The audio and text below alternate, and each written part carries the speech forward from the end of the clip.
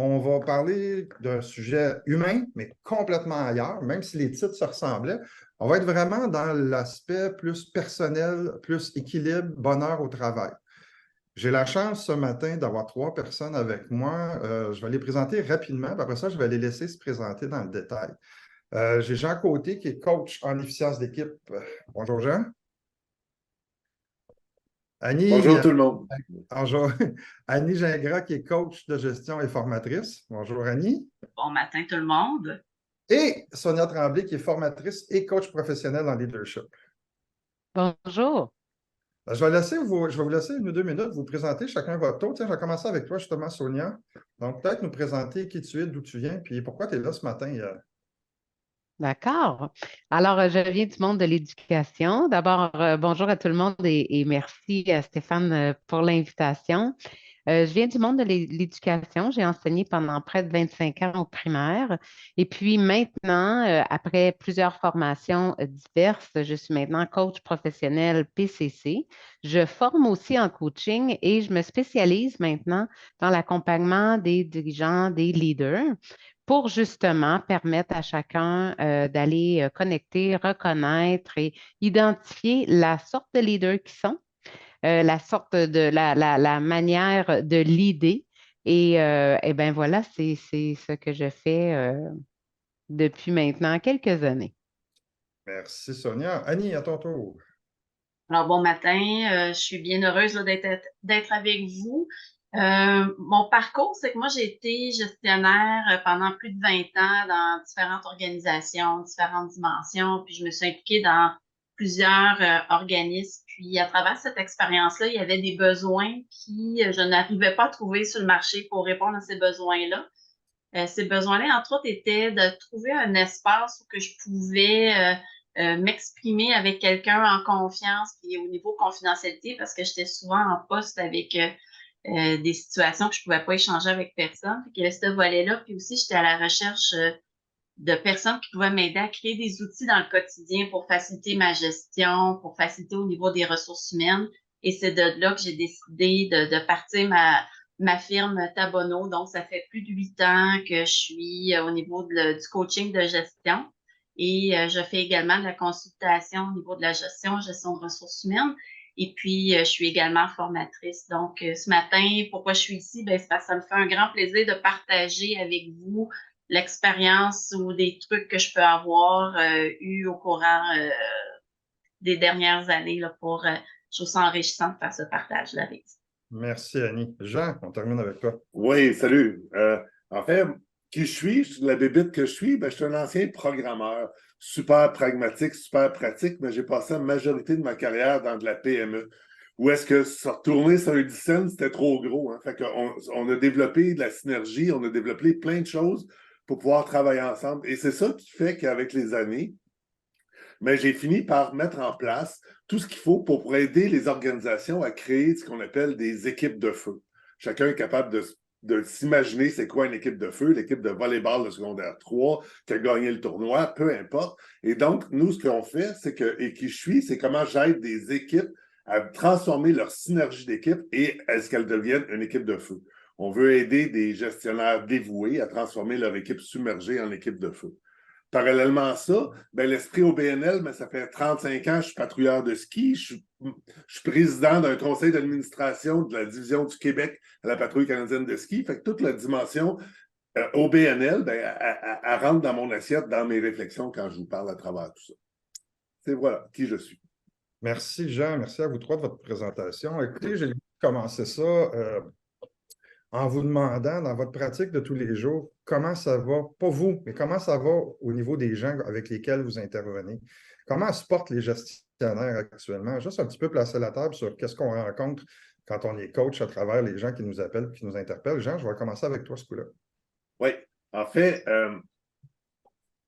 la maladie okay, qui affecte le plus que je trouve les gestionnaires actuellement, c'est la maladie de la submergence. On parle à tout le monde, qui sont, où est-ce qu'ils sont là, tout le monde est occupé. Tout le monde n'a pas le temps. Tout le monde a trop de choses à faire.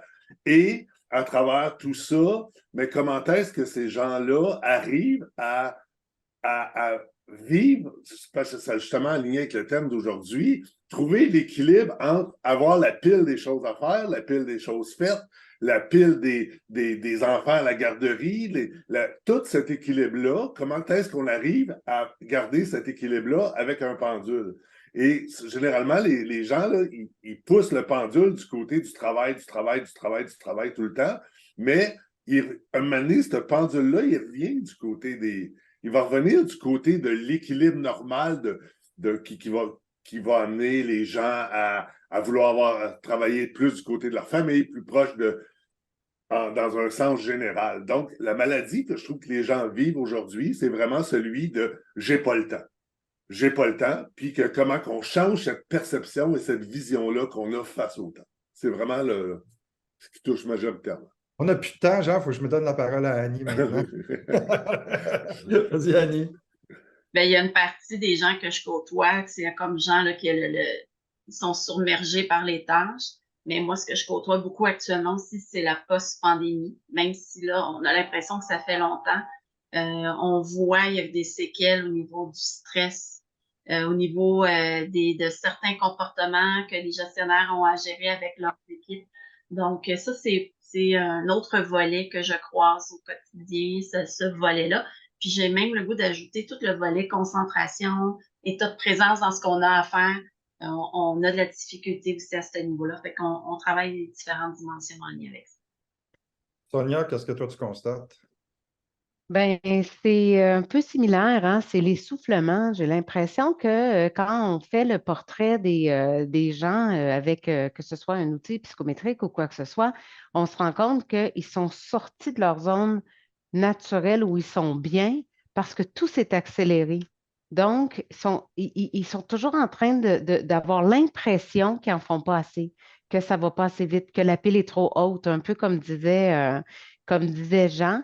Et parfois, ce qu'on voit aussi, c'est qu'il y a une nette différence entre ce que le directeur, le dirigeant demande, puis comment le perçoit l'exécutant.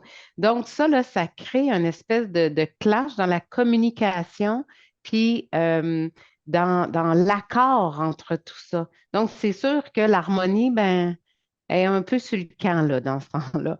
Fait qu'il y a ça dans ce que je retrouve, en fait. Allons-y donc avec ça.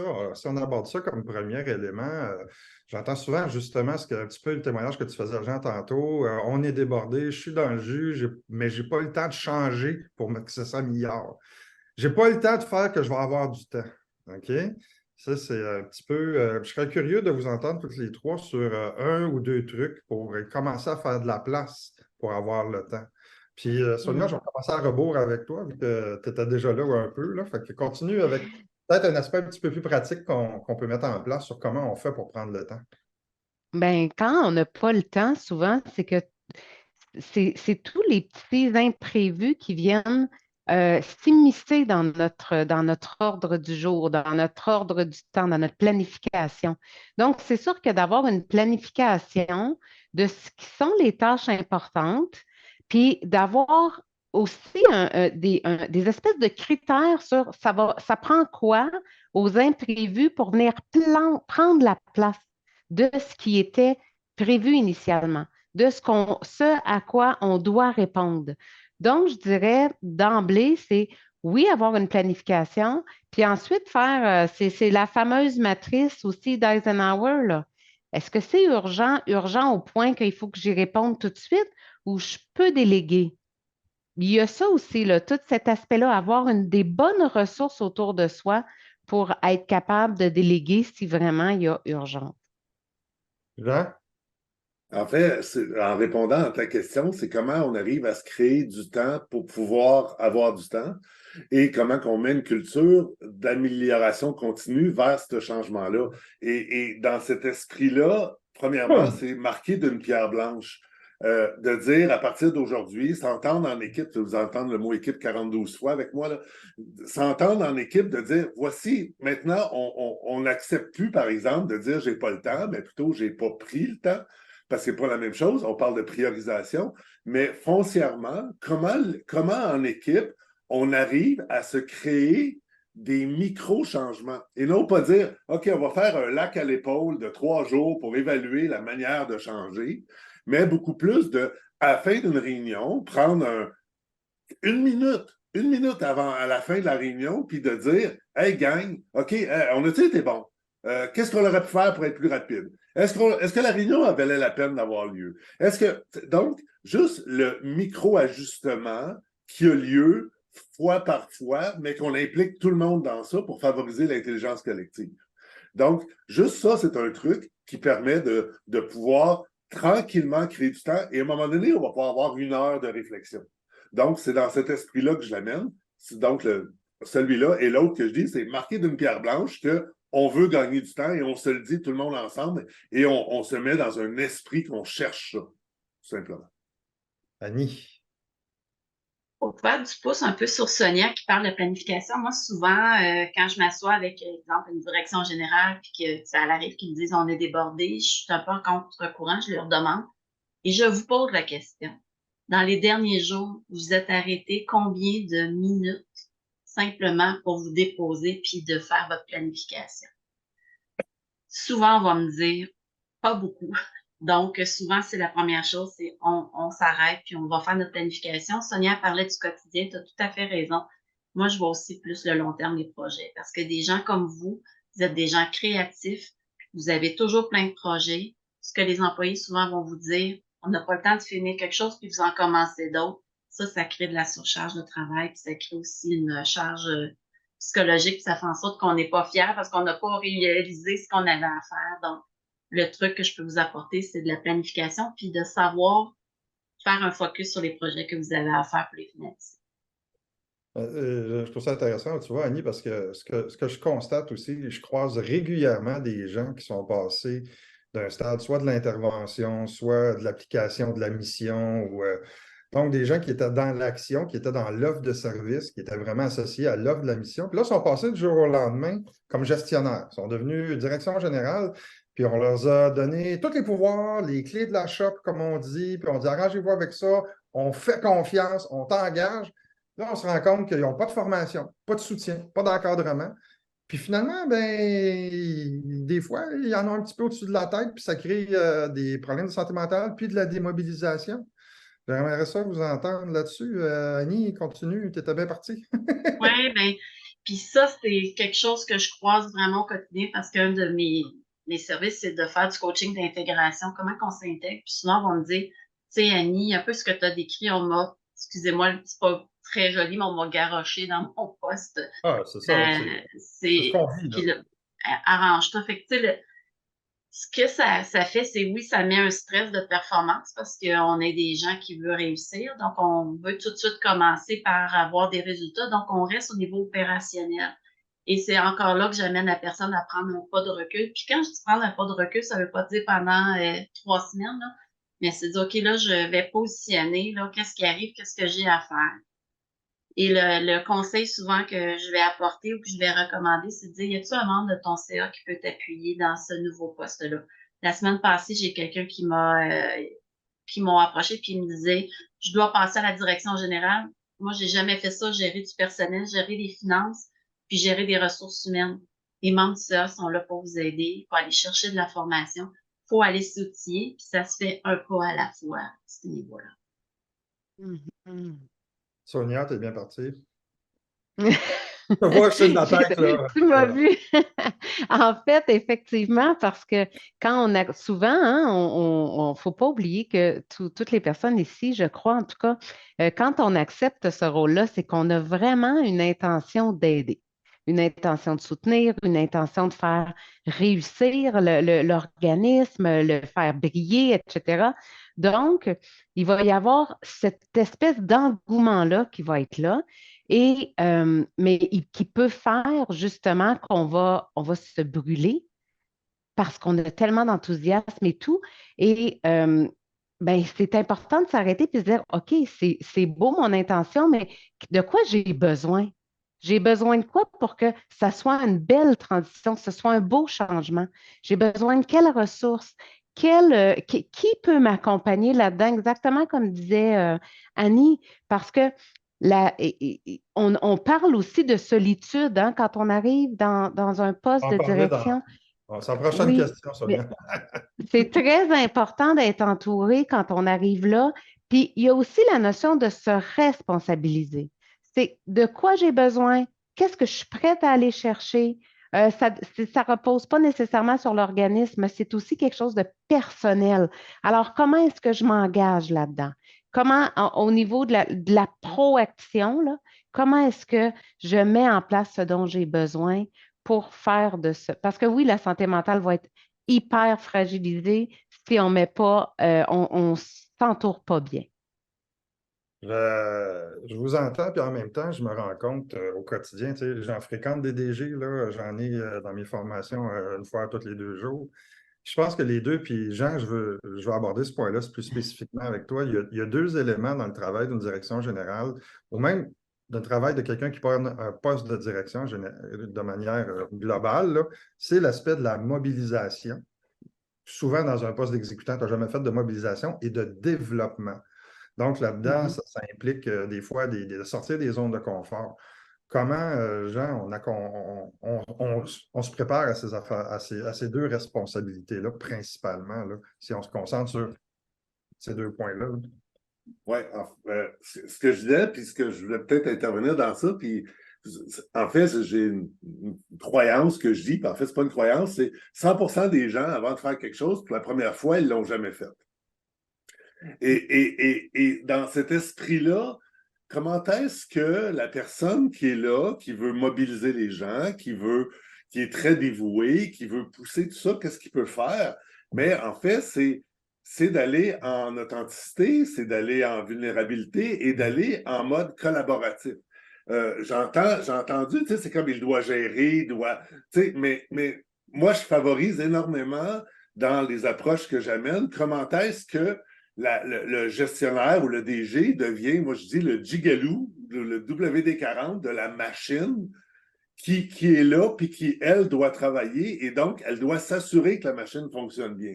Donc, si, dans les conversations, le gestionnaire se positionne en tant que tel au service de son équipe, et non pas l'équipe dépend de elle, et qu'en toute authenticité, elle nomme qu'est-ce qu'elle peut, qu'est-ce qu'elle peut pas, comment elle peut les aider.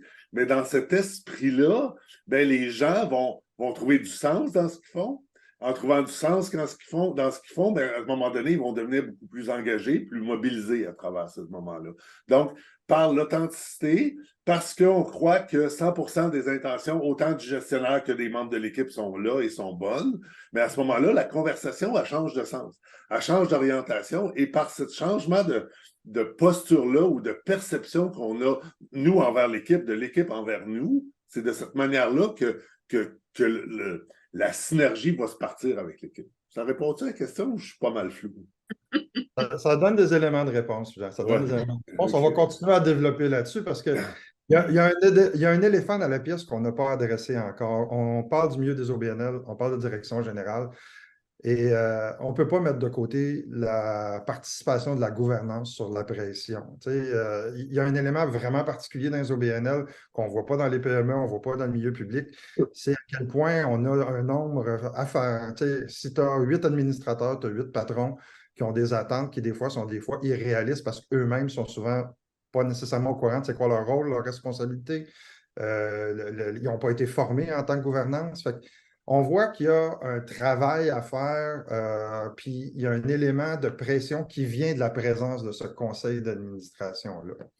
J'aimerais ça un petit peu vous entendre sur, premièrement, comment on se protège dans certains cas d'un conseil d'administration qui veut trop en demander, puis en même temps, comment on gère les attentes.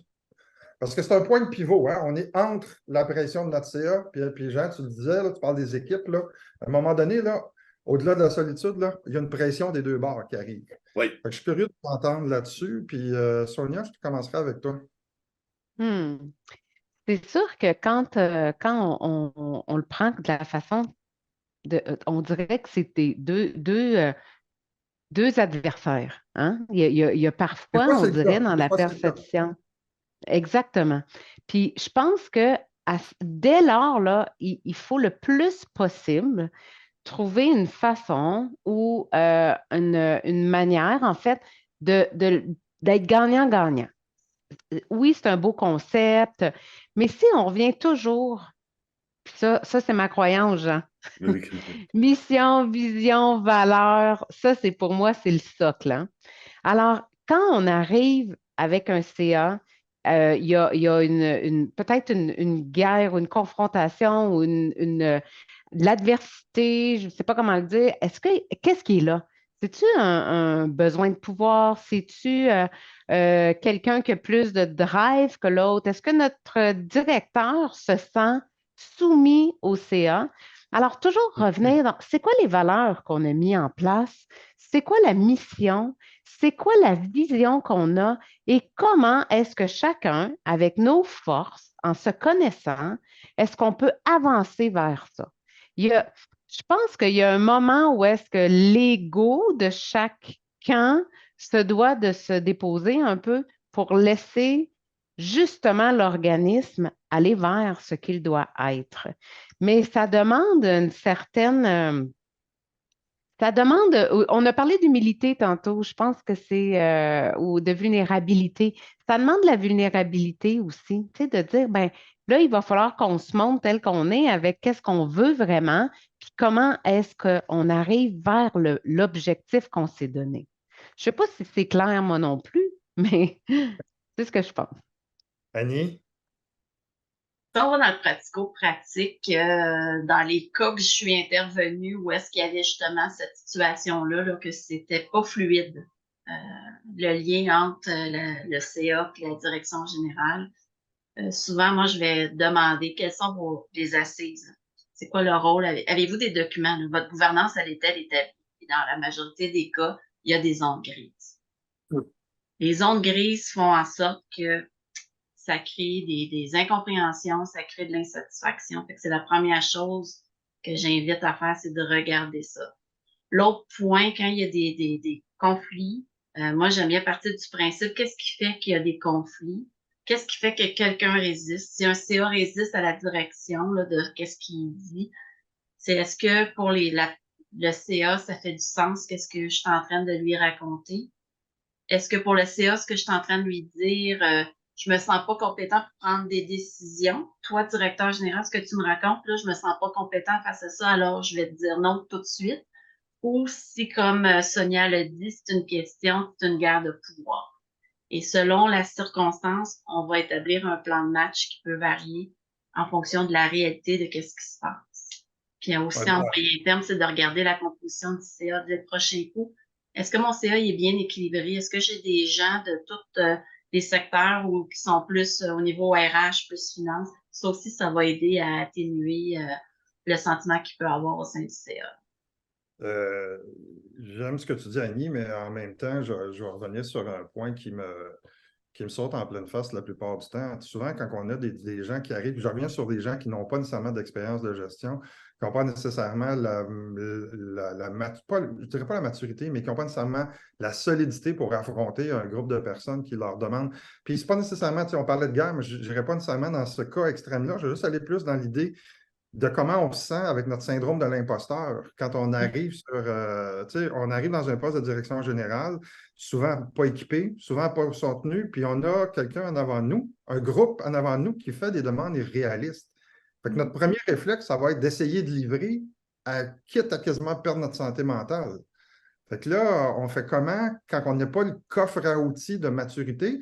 Puis il faut être conscient aussi qu'indirectement, des fois, c'est volontaire de la part des conseils d'administration d'engager quelqu'un de plus faible pour pouvoir le contrôler parce qu'ils ne veulent pas être contestés, parce que fait qu'on rentre dans cette dynamique-là de comment je vais acquérir cette maturité-là de prendre ma place comme DG. Jean? Oui, en fait, ce que tu nommes puis ce qui amène, c'est le courage que j'appelle. C'est-à-dire que le DG qui vient d'arriver, d'être nommé en place, mais dans sa valise, il y a moins de courage et d'expérience puis de pouvoir confronter. Hein? Et c'est ce courage-là, comment est-ce qu'on arrive à donner du courage à ce DG-là d'avoir les conversations puissantes avec son CA? Parce qu'en fait, moi, je prends le mot, ça prend du conflit, OK? Conflit dans le sens positif, là. Confrontation, saine confrontation, là, qui parle d'un 5 dysfonctionnements d'équipe, mais dans cet esprit-là, ça prend du courage de pouvoir le dire, donc ça part de la confiance et ça part de tout cet élément de fond-là, comment qu'on arrive à donner le courage. Et dans cet esprit-là, ben, chaque partie a à la base une perspective différente. Donc, en tout cas, on a fait une activité avec un CA qu'on a accompagné justement, là, puis la DG, c'était sensiblement ce que tu nommes, Stéphane. Ah oui. OK, et dans cette... Hein? Et dans tout On ça... pas ça de nulle part, là, je le vois au quotidien, ce que tu Ouais, c'est ça. Et dans tout ça, ben, en fait, c'est trouver le plus petit pas possible, le plus petit dénominateur commun entre chaque partie, puis souvent, très pratico-pratique. Nous, ce qu'on amène à dire, autant le CA que le DG, c'est quel est le problème qu'on veut régler. Donc, pas de débarquer des gros concepts et des gros éléments, mais de ramener ça à OK, là, on vit une situation qui est devenue souvent beaucoup plus grosse que la réalité elle est. Et donc, quel est le problème qu'on veut régler? De vraiment poser cette question-là, là, entre guillemets, vous OK? Et par quel problème on veut régler, on va réussir à aller chercher quelle perspective. Et là, on va être capable de discuter de ça, poser un premier pas. Ça ne réglera pas le problème, mais tranquillement, à force de faire ça, le problème va se régler. Je veux peut-être rajouter quelque chose. Tu parles de pratico-pratique, Jean. Ouais. Un des constats que je fais, c'est aussi le manque de connaissances les uns des autres. Tu sais, tes administrateurs, tu les vois 4 fois dans l'année, puis je suis toujours surpris que dans l'année, tu n'as pas pris le temps de prendre un café comme DG avec au moins tout ton CA individuellement. Tu n'as pas rencontré les gens, tu n'as pas mis la table à une relation humaine avec l'autre personne. Tu gardes toujours cette idée-là de relation d'affaires. relation d'affaires, mais tu sais, je regarde les organisations qui sont en co-direction ou qui sont dans des surfaces plus horizontales. Il y a encore des fois où on a une vision du conseil d'administration qui est très autoritaire ou très hiérarchique, là.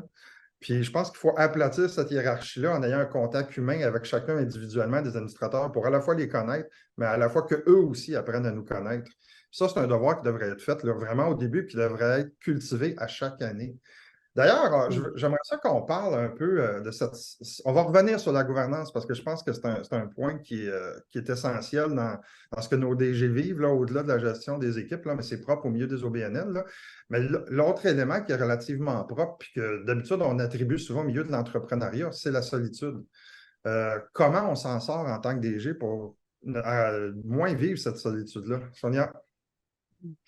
Ben, juste un petit point, je veux juste dire que par rapport à aplatir, j'ai vécu un lac à l'épaule avec une directrice qui est ici en ce moment et qui a créé un lac à l'épaule avec le CA. On la Et salue. ça a été extraordinaire. Oui, on la salue, Sophie. Et ça a été extraordinaire parce que, ben justement, ils ont appris pas juste à se connaître, mais à voir dans quelle optique elles voulaient travailler ensemble. Ça a été fantastique. Alors, je voulais juste dire ça et c'est plusieurs petits événements comme ça au cours de l'année qui font que ça diminue justement le gap entre les deux. Maintenant, la solitude. C'est sûr que on parlait tantôt d'être accompagné, on en a tous parlé, d'avoir des gens autour. Il y a on a parlé en début avec Jean le réseautage.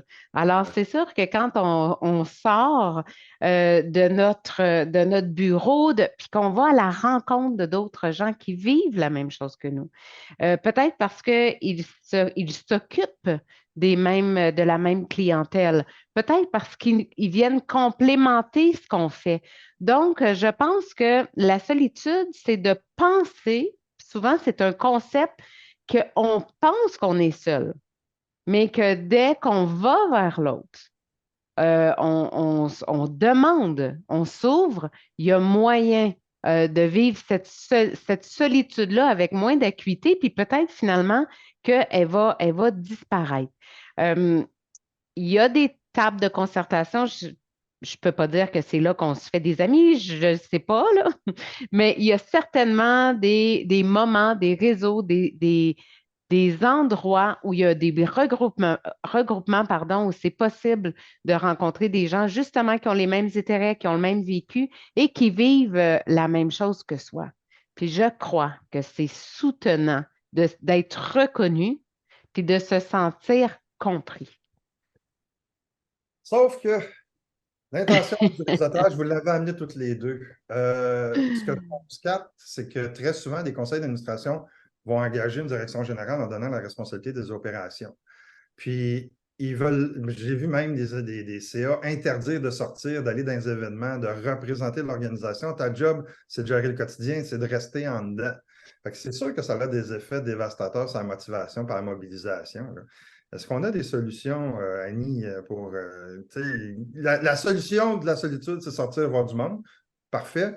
Mais souvent, on a... Soit, je reviens à ce que Jean disait tantôt, on n'a pas le temps, ou soit que s'il y a une perception négative, « Hey, ta job, c'est pas d'aller dans une activité de la chambre de commerce. » Mais dans la conversation d'après, ben là, il faudrait que tu nous trouves des partenaires. Fait qu'il y a comme souvent cette dichotomie-là là, qui est problématique, puis qui revient dans l'idée de la solitude aussi. Là. Bien, si je peux me permettre, juste par rapport à la solitude, moi, ce que je trouve important, quand la structure de l'OBNL le permet, là, vous avez une équipe d'une certaine dimension, la garde rapprochée que j'appelle. Avez-vous un adjoint de confiance ou un adjoint de confiance? Avez-vous un autre directeur avec lequel vous pouvez discuter? Je trouve que des fois, si on sous-estime notre garde rapprochée, qu'on peut avoir confiance quand on peut l'avoir, là. Par rapport au CA qui, tu sais, ta question, Stéphane, c'est par rapport au CA qui nous empêche de sortir. Moi, souvent, je vais dire, c'est quoi l'objectif de sortir? Tu sais, tu l'as mentionné, Stéphane, le CA sont là peut-être 4 fois par année, ils ne connaissent pas notre réalité. Des fois, il faut leur vendre une idée rapidement, ils ont 1 heure à nous offrir. C'est important de leur dire, moi, je désire sortir de un, oui, pour rencontrer d'autres personnes, mais j'ai tel objectif, tel objectif. Si on est capable de démontrer, voici le pourquoi, puis ça va être quoi mes bénéfices, ça peut amener à une ouverture au CA à changer d'idée. Tu sais, il y a comme une job de vente à faire rapidement. C'est pas une job de vente. Il faut avoir un degré d'influence important pour démontrer la valeur ajoutée que ça va apporter à cet élément-là. Parce que pour moi, c'est crucial. Peu importe notre charge de travail, c'est de trouver une façon de s'inspirer en allant voir d'autres gens, en allant à des formations, comme Sonia dit, à des rencontres diverses. Pour moi, c'est super important, ne serait-ce qu'une fois ou 2 par année. Jean? Je vais arriver un peu champ gauche. Tant mieux. Puis en fait, dans cet esprit-là, moi, ce que je dis, c'est en partant, on parle des carrés de sable. Les carrés de sable, on en a parlé un petit peu tantôt, on n'a pas pris ces mots-là, mais ça, c'est des mots que nous, on utilise. C'est quoi le carré de sable du CA? C'est quoi le carré de sable du DG? Et qu'ensemble, chacun prenne le temps de le définir, c'est quoi leur foutu carré de sable, et qu'ils réussissent à s'aligner. Et donc, un CA qui empêche un DG de sortir, pour moi, ben, il ne joue pas dans le carré, il joue pas dans le bon carré de sable. Et donc, si on arrive à nommer qu'est-ce qui appartient à chaque carré de sable, après ça, ben, la conversation peut avoir lieu alignée avec ça. Et pour moi, un CA qui empêche quelqu'un de sortir, ben, excuse, tu veux-tu gérer l'OBNL à ma place? Et dans cet esprit-là, je suis engagé pour faire ça. Voici mon carré de sable. Promouvoir. Tu sais, puis là, ben, si on fait un bel atelier pour OK, oui, je voudrais que tu fasses la promotion de l'organisation. Parfait. Mais après ça, comment je le fais, là? Je m'excuse, mais c'est pas de tes affaires. OK, je suis bête quand je le dis, là, mais tu me laisses. Je suis engagé pour opérer. Toi, CA, tu es là en stratégie. Et donc, ça peut créer du conflit, mais moi, ce que je veux que ça crée, c'est que ça crée de la conversation. Qui fait qu'après ça, chacun trouve du sens dans qu'est-ce qu'on fait avec ça. Mais quand on tombe sur des vœux pieux, puis après ça, l'autre tombe dans l'opération précise, mais là, c'est quel est le niveau de responsabilité de chacun? Oui, mais Jean, tu abordes le grand Un peu principe. provoquant. Oui. Hein? Non, mais c'est parce que ta façon de le dire est une façon différente de dire qu'il faut que les deux parties soient au courant de c'est quoi leur rôle et de leur responsabilité. La plus grande faiblesse au Québec des CA, c'est que c'est des gens qui ne sont pas formés pour faire de la gouvernance. Fait que votre principal obstacle en tant que DG, c'est l'ignorance de comment ça devrait fonctionner de la part de votre conseil d'administration. Puis je le dis souvent, je le dis dans toutes les plateformes, puis partout où je peux, il n'y a pas personne ou très peu de gens qui arrivent à un conseil d'administration en sachant comment savoir, qu'est-ce qu'il y a à faire. La personne, elle arrive, elle veut supporter la mission, elle veut s'engager pour faire la mission, mais elle n'a pas compris nécessairement que sa job, ce n'est pas juste de faire du rubber stamping. Puis ça répond à ta question un peu, Mélanie. Quand tu as un CA faible, la plupart du temps, c'est que tu as un CA qui n'a pas compris son rôle. Ils sont juste là pour te dire oui. Ils n'ont pas compris comment ils peuvent amener de la contribution. Ils n'ont pas nécessairement compris comment ils peuvent te soutenir. La même part du côté des directions générales. Si vous montez un budget, je n'ai pas une ligne de budget de formation pour mon conseil d'administration, vous créez des problèmes parce que ça va vous donner des administrateurs qui ne vont pas progresser avec vous, qui n'auront pas nécessairement une vision globale de ce qu'ils ont à faire. Fait que l'idée de faire progresser, oui, comme individu, vous, mais le faire progresser votre conseil d'administration, c'est essentiel. Au même titre que l'évaluation. Les CA vont vous évaluer, mais les CA devraient s'évaluer eux-mêmes. Fait qu'il y a une partie de la responsabilité qui appartient dans l'amélioration de la gouvernance. Mais il y a un autre élément qui découle de ce gouvernance-là, mais qui est plus large, qui est la culture et le climat de travail. C'est deux termes qu'on parle, qui sont un peu abstraits, mais qui ont tellement d'importance dans le quotidien. Comment est-ce qu'on fait pour changer une culture? Annie, j'aime ton sourire, là. Oui, ben oui, c'est tellement attends, important. Oui, je vais rajouter quelque chose avant que vous répondiez. La culture duquel je veux parler surtout, c'est celle qui concerne des conseils d'administration pour qui les ressources humaines sont secondaires. On n'aura pas nécessairement une valorisation, on n'aura pas un discours de on veut absolument améliorer les conditions, on veut améliorer, c'est normal qu'ils fassent 50 heures semaine. Il y a des fois, il y a ces cultures-là là, qui sont dures à changer. Il y a deux éléments là, que moi je regarde. Mettons qu'on regarde salarié, puis il y a un état, je vais appeler ça d'urgence, qu'on se rend compte que le ton qui est donné par le CA, que le DG subit ou ressent, il va le transférer sur son équipe, il va avoir des conséquences. Moi, ce que je travaille avec les gens, c'est de dire quelle information tu peux transférer à ton CA pour leur démontrer la conséquence de ce qui arrive. Tu as parlé, je ne me souviens pas lequel des trois là, ont mentionné le créer le contact. Combien de fois vos CA n'ont jamais rencontré un membre de votre équipe? C'est ce que je disais. Combien de fois votre CA n'a jamais participé à une activité de levée de fonds? Et ça fait en sorte qu'il y a eux qui gèrent des chiffres et il y a vous qui gèrent les opérations et vos humains. Donc, c'est de voir comment on fait pour rapprocher.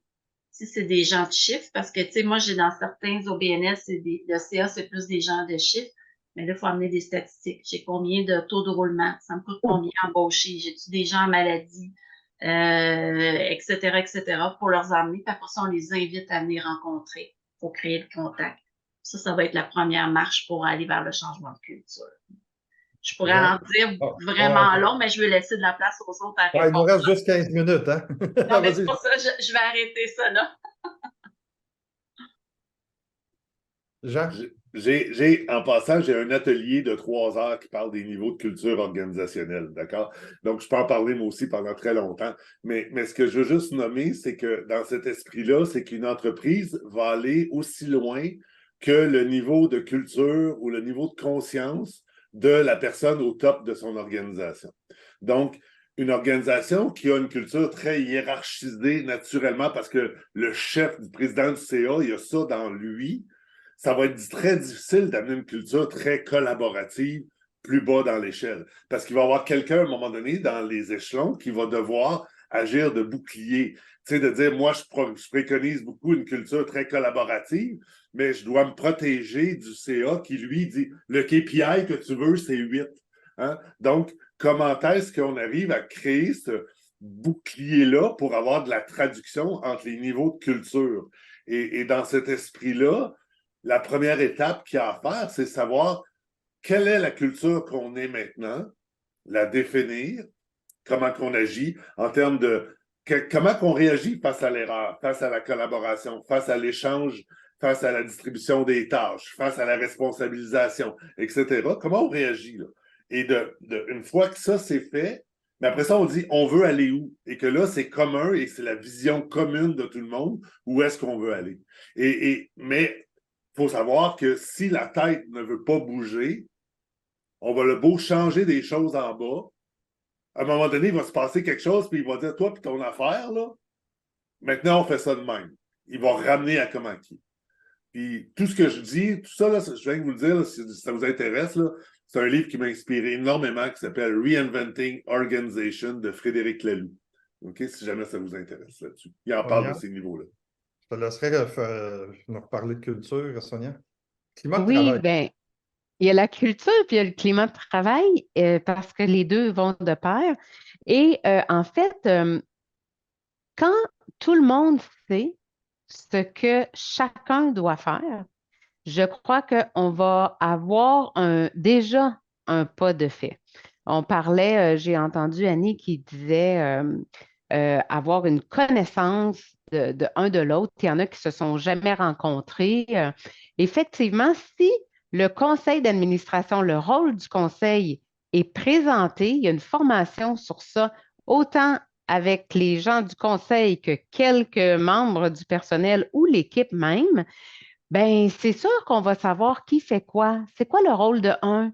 Qu'est-ce que le rôle de un va avoir comme impact sur le rôle de l'autre? Et il faut vraiment qu'il y ait une communication. C'est pas des vases hermétiques, c'est communicant, c'est interrelié. Fait que quand on commence à penser en interrelation, interdépendance, je pense que la culture et le climat vont être davantage positifs, puis il va y avoir, ça va découler de soi. Parce que si la culture part encore une fois comme quelque chose de très, comme disait Annie, très, très gestion, très tout ça, puis le capital humain, comme on en parlait, est moins pris en compte, ça ne fonctionnera pas parce qu'il va y avoir des dissensions. Donc, on a parlé tantôt, Jean disait, il faut s'asseoir puis dire, c'est quoi le problème? Bien, c'est un peu ça aussi, là. C'est quoi le problème? Mais sait-on qu'est-ce que chacun fait? Sait-on comment chacun travaille? Puis c'est quoi sa tâche? Fait que essayer de plus possible en amont d'éliminer les sources de non-compréhension, puis ensuite regarder comment est-ce qu'on peut travailler ensemble, puis justement améliorer le climat. Voilà. Je vais rajouter mon grain de sel de formateur en gouvernance. Puis, je veux vous inviter, quand vous aurez la chance de faire votre prochaine planification stratégique, rajouter un exercice que la majorité des consultants ne font pas, qui est celle de faire un inventaire de ce que c'est votre culture d'organisation. Très souvent, on fait un SWOT, là, on fait un diagnostic de nos forces, faiblesses, opportunités, menaces, mais on oublie de statuer sur qui on est en tant qu'organisation puis ce qu'on fait. Ça, c'est un élément qui nous ramène sur l'élément de la culture. Et quand moindrement on commence à travailler de plus en plus en gouvernance, on se rend compte que c'est peut-être, ça nous saute en pleine face que culturellement parlant, dans l'organisation, là, on a une culture, peut-être là j'ai une redondance, là, qui va avoir un impact majeur sur la façon de prendre des décisions, sur la façon d'accompagner les humains, sur comment on va demander, quel est le niveau de pression qu'on va mettre aussi. Alors, je vous invite à refaire cet exercice-là pendant la réflexion stratégique, à peu près en même temps qu'on va faire l'analyse des forces, opportunités, faiblesses. Là. Puis ça va vous permettre de vraiment faire un diagnostic sur peut-être des choses à bonifier, peut-être des choses à mettre de l'avant parce que c'est votre force, mais en même temps aussi d'être capable de diagnostiquer ça. Tantôt, j'ai passé à côté d'une question que j'avais écrite, vous l'aviez vue, puis je veux qu'on revienne là-dedans. Des gens qui reçoivent des promotions internes, puis qui du jour au lendemain passent du stade de c'est mes amis, c'est mes collègues de travail, on prend un café ensemble, puis là, oups, là, je deviens leur patron ou leur patronne. J'aimerais ça vous entendre parler sur quoi faire pour atténuer le tout. Jean, je commencerai avec toi. Je dirais que, puis je vais faire du pouce avec ce que tu viens juste de nommer, Stéphane. C'est que, dans le fond, quel est le niveau de culture qu'on veut avoir et moi, qui viens d'être nommé, quel genre de culture je veux avoir face aux gens. Et naturellement, je porte en moi, par mes expériences, mes croyances, ma vie, une façon que je vois ce leadership-là. naturellement, il y a quelque chose qui va émerger qui vient du fond de soi. Et ça va être très difficile d'aller par-dessus ça. Fait que quelqu'un qui est hyper directif de nature va avoir énormément de difficultés, même s'il dit, même s'il va le dire, hey gang, on est tous égaux, hey, on reste des chums pareils, hein, tu sais, là, il va avoir un mur qui va se créer quand même naturellement, qui va émerger de la manière naturelle que la personne allait dans son quotidien déjà à la base. Et donc, on a beau faire ce qu'on veut, il y a le naturel qui va revenir au galop. Hein? Et que c'est très clair qu'il va y avoir un fossé qui va se creuser. On le prend, on le nomme, on le dit. On nomme chacun, on nomme ses intentions. C'est comme, hey gang, voici mes intentions, voici ma vision de comment est-ce que je vais aller. Puis, ben, gars, qu'est-ce que vous diriez que dans un mois, on s'en reparle? OK? Pour faire des micros-ajustements de que moi, je m'ajuste à vous, que vous, vous ajustiez à moi. Donc, de tranquillement créer l'espace de confiance pour pouvoir amener à pas arriver à ce que le monde commence à avoir des conversations de couloir pour accumuler puis bitcher contre la nouvelle personne, mais des micro-séances d'ajustement. Comme je disais tantôt, à la fin d'une rencontre, hey gang, hey, c'était ma première fois que je lidais la réunion. Là. Hey, vous aimez ça? Comment ça a été? Comment c'était? Donc, le but, c'est de se connecter aux gens et d'aller chercher de la micro-ajustement. Voilà. Mais Jean, je t'entends, puis je me demande, tu sais, je vois beaucoup de gens qui. Puis je reviens sur le syndrome de l'imposteur, puis en même temps, je Ouais. reviens sur le fait que dans certains cas, on se fait donner des responsabilités, on se fait donner de la confiance, puis on veut pas, on veut être solide, fort, fier, on prend le contrôle, ça va bien aller. Puis finalement, au bout de la ligne, quand je t'écoute, puis quand je vous écoute depuis tantôt, toutes les trois, je me rends compte qu'on ne se fait pas. Il faut faire attention. C'est un gros piège là, de vraiment bomber le torse et dire je vais tout prendre ce qui s'en vient. Là. En 2023, ça ne marche plus. Ça ne marche plus. Parfait. Mais parce que c'est encore un réflexe que je vois au quotidien. Là. Je vois des DG qui arrivent en poste, même qui sont en poste depuis un bout de temps, ou des changements de conseil d'administration. Puis il y a des commandes claires. On veut un super-héros. On veut qu'il soit capable de tout faire. Puis je ne sais pas si tout le monde en salle, vous avez vu notre super dessin où on met toutes les responsabilités, les forces, les faiblesses, pardon, toutes les compétences nécessaires. À un moment donné, là, il y a quelque part où ça ne peut plus marcher. Là. Annie, je t'écoute. Bien, c'est sûr que toi, tu fais allusion à l'ego, hein? Tu sais, quand on a des nouvelles responsabilités, l'ego peut nous apporter certains avantages, mais surtout certains défis. Tu sais, moi, ce que je préconise, peu importe qu'on devienne direction générale, qu'on ait un poste de premier niveau, peu importe, c'est toujours créer le contact avec l'autre. Comment je fais pour faire en sorte que je suis connectée à toi, qu'on s'entende, qu'on trouve des compromis quand ça ira pas. Fait que moi, c'est vraiment ce point-là que j'amène comme vigilance. Qu'on ait le syndrome d'imposteur, puis que ça fasse en sorte qu'on ait moins de confiance en nous, ou au contraire, que ça nous donne un boost d'énergie, c'est toujours d'aller vers l'autre. Puis quand je dis vers l'autre, c'est vers votre équipe, vers votre CA, c'est vers les gens avec qui on travaille. Parce que moi, mon schéma de pensée, c'est peu importe le poste que j'occupe, ce que je recherche, c'est la collaboration. On travaille ensemble pour atteindre l'objectif, qu'on rencontre une mission de notre organisme. C'est vraiment ça que j'ai en tête. Sonia, avant qu'on aborde la dernière question. Oui, ben moi, j'irais avec se connaître soi-même, connaître c'est quoi ses forces, c'est quoi ses talents, c'est quoi les ressources qu'on a, puis à quoi il faut faire attention. Moi, je travaille principalement avec le profil Nova. Le profil Nova, il nous dit, voici dans quelle sphère je suis optimale, quand est-ce que je suis en équilibre, et voici ce qui se passe quand je suis trop dans ceci ou trop dans cela.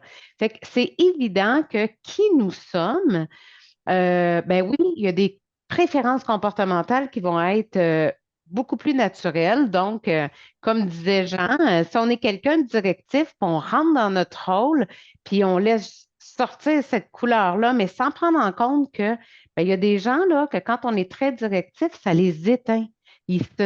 Alors, c'est vraiment d'être au fait que chacun est correct dans ce qu'il est. Il faut apprendre à communiquer selon les gens et pas juste imposer qui on est, mais aussi s'adapter à comment les autres sont. Puis oui, il y a l'ego, parce que parfois, justement, on pense que parce que le rôle nomme qu'on doit être dirigeant, bien, ça veut dire qu'on doit avoir un aspect comme plus dominant. C'est pas ce que ça veut dire. On peut être d'excellents leaders en étant très, très dans un leadership ouvert, dans une écoute, dans vraiment coopération et non, j'allais dire domination, là, c'est un peu exagéré, mais en tout cas, vous comprenez ce que je veux dire. Alors, aussi, quand tu parles d'horizontal, mais l'horizontalité, le leadership, c'est super. Puis, la verticalité n'est pas nécessaire. Donc, c'est vraiment de regarder c'est quoi les forces, dans quoi je suis bien, puis comment est-ce qu'on peut collaborer avec les forces de chacun. Avant d'aborder la dernière question, je vous remets à l'écran un peu le Et, contexte de ce qu'on demande à un DG. Là. Tu sais, je pense que certains d'entre vous l'avez déjà bien connu, cette illustration-là. En guise de conclusion, j'aimerais ça vous entendre. Si vous aviez un conseil à donner à quelqu'un qui devient directeur ou directrice générale, ce serait quoi? Sonia, je commencerai avec toi. ben, je reviens encore avec la même connais-toi et va chercher dans ton entourage des gens qui vont venir te compléter pour que tu puisses être dans ta zone de potentiel, puis que tu puisses déléguer ou faire équipe avec des gens qui portent les ressources que peut-être te manquent encore en ce moment ou qui ne sont pas encore en développement et sois responsable du reste. Annie? Moi, pour moi, qui a amené de la valeur ajoutée chaque fois que j'ai occupé des postes de direction, c'est le contact humain. De toujours garder en tête quelle approche humaine que je veux avoir avec mon équipe. On peut faire même si je n'ai pas l'ensemble de mes compétences, si j'ai la collaboration de mes gens, puis j'ai cette approche-là, puis j'ai ce contact-là, on peut faire de grandes réalisations. Donc, ça serait mon petit truc de garder ça en tête.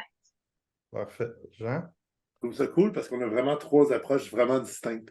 Moi, ce que je dirais, c'est de prendre le temps de réfléchir et de vendre ta vision de l'équipe à l'équipe pour que l'équipe l'achète. Donc, de vendre la façon que tu veux que ça marche, que tu veux que ça fonctionne et que l'équipe l'achète. Puis quand elle l'achète, ben, ça finit par créer un espace de conversation pour trouver en synergie, tout le monde ensemble, la meilleure façon qu'on souhaite globalement que ça marche.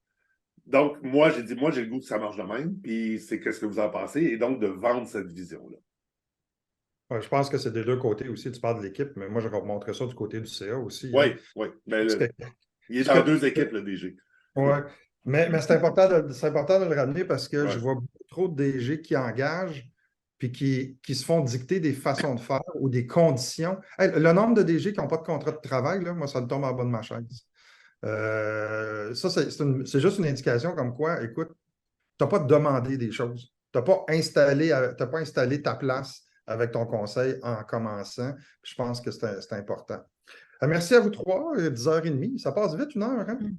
Ça passe très, très vite. Je vous remercie de votre contribution. J'espère que tous les gens qui sont en salle ont apprécié. J'espère que ceux qui vont l'écouter en rediffusion vont apprécier aussi. Ça va être disponible sur notre chaîne YouTube dans les prochaines semaines. Je vous souhaite une bonne fin de journée. J'espère vous revoir prochainement dans une de nos activités. Bonne journée.